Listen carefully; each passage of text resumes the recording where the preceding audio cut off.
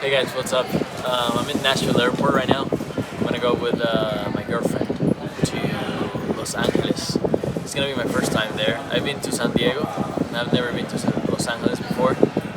And she told me we're going to this lake called Bass Lake.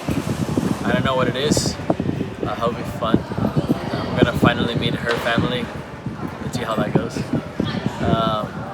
But basically, in this trip, I'm gonna be talking about what it feels like to take new risk. Because right now in my life, I'm taking new risk with a lot of stuff that makes me feel a little bit uncomfortable. But I feel like with the right courage and the right plan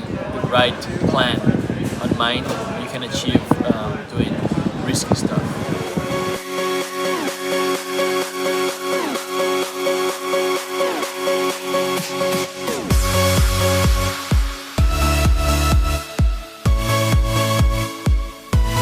Okay, now I'm gonna paint the scenario of what it would be like to take a risk without planning. The example of, let's say you are a singer, right? And for you to keep growing your career, you need to go to these competitions like talent shows, American Got Talent, The Voice, The X Factor, one of these competitions.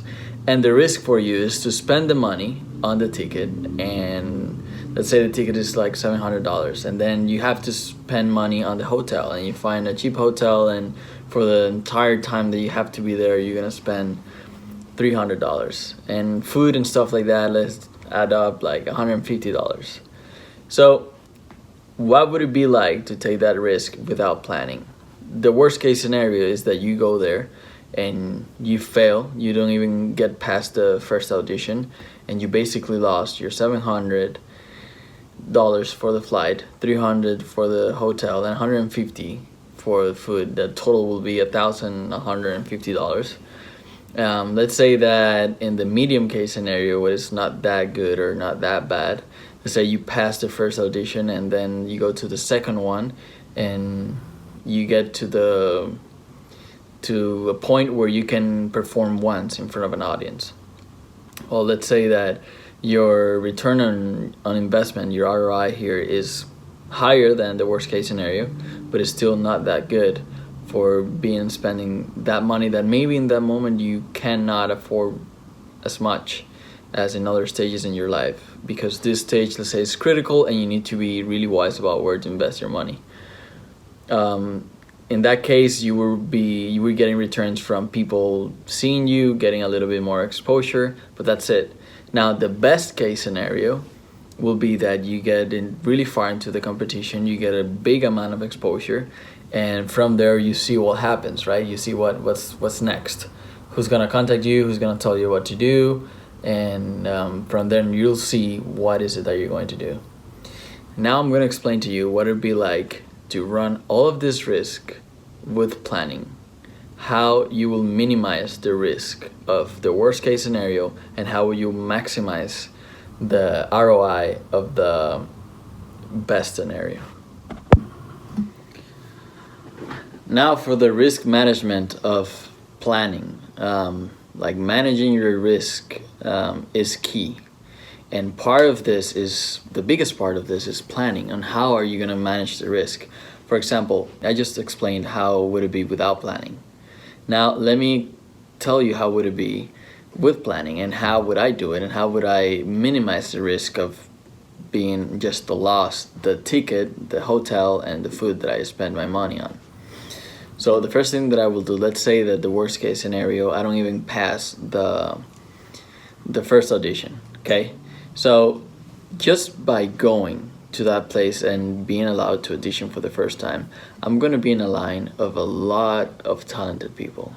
I'm gonna be in a line with people that are in the same industry as I am, the entertainment industry, or maybe even the music industry, specifically depending on the show. I'm going to network a lot. I'm going to network with whoever is next to me. I'm going to try to get connections, get contacts, phone numbers, Instagram, social media, connect with those people. Why? Because you don't know which one of them will get far in the show, or you don't know which one of them will allow you to potentialize your career. You don't know which one of them you can collab with and create something together. So my first way to minimize the risk in this case will be to network a lot. Okay, the second thing will be, since it's the worst case scenario and I can't pass the first audition, what I will do is I will see why I didn't make it through. I'll see what other people have, or what skills have they developed that I haven't yet, that made them go through the first stage. Even if it's improvement in the singing skill and just improving my vocals, then I'll write that down, specifically what areas of my vocals where I've improved, so I can get past the first audition. And basically, just by networking and getting really good insight on why I didn't pass the first time, you're already minimizing your risk, because you're returning to yourself something for the money you gave for the ticket, the hotel, and the food. So third thing is knowledge. Maybe it's gonna be your first time. You're gonna get more knowledge about how this is done, what to do better next time, how to do it more smoothly, the process. You will make mistakes that you won't repeat on the next time. So that right there is part of your investment.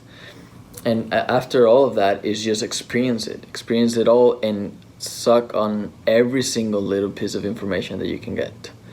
That will be the worst case scenario. That imagine that things went really, really bad and I didn't went through the first stage.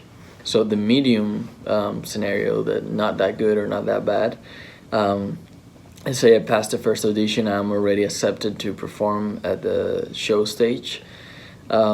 I will talk to key people over there. You're gonna meet the producers of the show. You're gonna meet people that are in charge of having the stage ready. People that are in charge of people that have worked for that company a long time.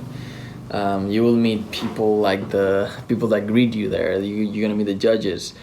I will talk to the key people in specific moments, just to network with them, to get a little bit of information. Even if I can get their contact information, even if it's an email, I will open all of those doors, and that way you will even get a even higher return on investment by doing that. Let's say that you only get to the first performance on the show, and you didn't pass through that. Then what I'll do, I'll ask for feedback. And say, hey, what did I do wrong? How can I do this better? Or what do you think I was missing that I couldn't get past this stage? And then the other thing that I will do is I'll maximize the amount of exposure that I get on the show, okay? So the way that I'll do that is I'll create social media platforms with a handle that is easy and really relatable to my name, really easy to find, using the name that I'll be presented on stage. And obviously I'm saying this story about singing and about a singer or whatever, but this can be translated to anything, to any type of other skills, like even if it's business, even if it's a sport, whatever it is, there's always risk to be taken. I'm just giving you examples of how to minimize the risk. And in case that, let's say in that talent show that I went and I spent this money, everything went really, really well, what I will do is basically push my way with the high important people in that industry, the judges, the producers, the managers that will approach me, and I will just use every single opportunity that I have if everything went really well. And if everything went really well, then your return on investment in the original plan went as you wanted it. So it's just basically capitalizing and being smart about it. Okay guys, that was the video for today. If you find it useful, please make sure to share it with someone and leave a like if you think it helped you. Have a good day, and I'll see you in the next one.